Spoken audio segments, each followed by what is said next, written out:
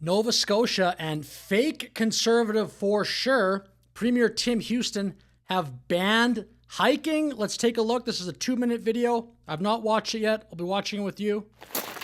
The extreme fire risk has pushed Nova Scotia leaders to take big steps and ban some popular activities. Camping. This cannot be the option. You cannot ban this stuff short of like a zombie apocalypse. This is so pathetic. Shame on all those leaders. They're brutal. This negates a career, if they were good, the entire time. This is pathetic. This cannot be your option. Hiking, fishing, using vehicles in the woods. It's all off the table as the smallest spark could be catastrophic in the tinder-dry conditions. I'm losing sleep about what's happening.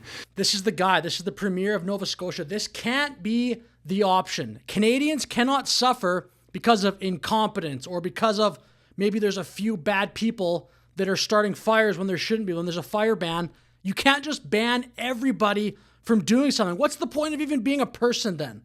Let's just ban cars. Let's ban airplanes. Let's ban everything that has a chance of having a negative consequence. Again, this just can't be your option. Just the option of just, let's all suffer.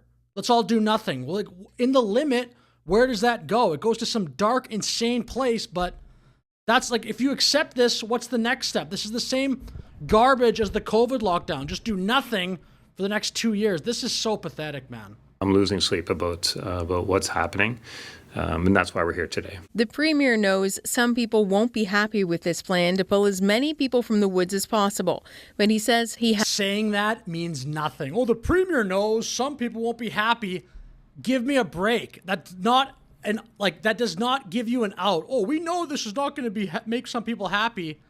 Pathetic. Has no choice.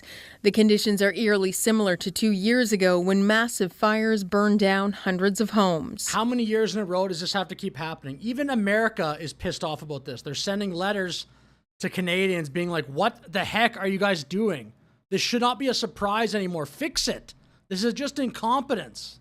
As a society, we must do everything possible to protect each other, to protect our communities, to protect property, and of course, to protect lives. What does that sound like? Does that not sound like the exact message they were pumping out in 2020 and 2021?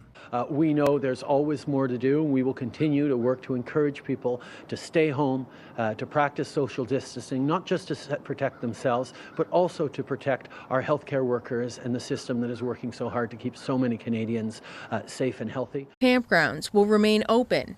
Anyone who breaks the rules faces a $25,000 fine. The new rules also extend to forestry and mining companies. The new rules, being outside, $25,000 fine. What about the people in Canada that commit violent crime? They just they don't even, if they got the $25,000 fine, that's way worse than a lot of the penalties for a lot of ridiculous things that happen in Canada. Companies who now need permits in order to keep working on Crown land.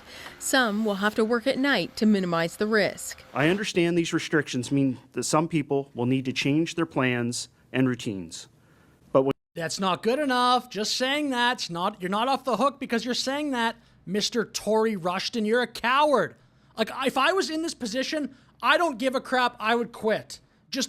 Your life can't be just being like a spineless bureaucrat your entire life. If it comes to this, not letting people go outside, shame on all of these cowards.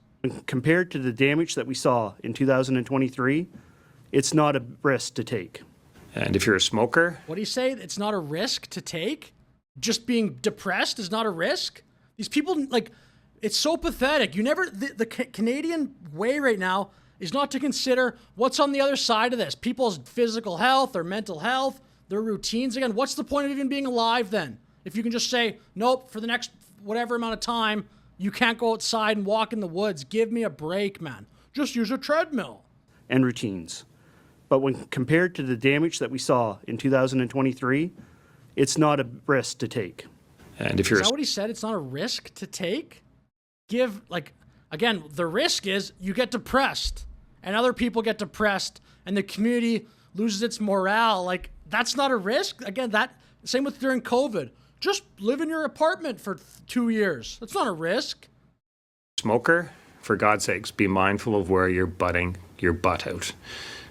If you don't, and you cause a fire, we will hold you accountable. For those who spend time in the woods, Tyrants. This should be like, this can't be your option. Don't go outside in the woods.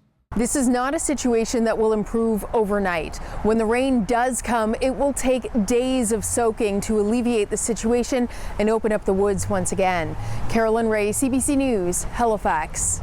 How is walking in the woods going to cause a fire? It's incompetence on the part of the leadership to not have like a plan. And it's also just maybe one person smoking a cigarette, they drop their butt or whatever, cause a fire, I suppose. But your policy can't be, let's punish everybody for that.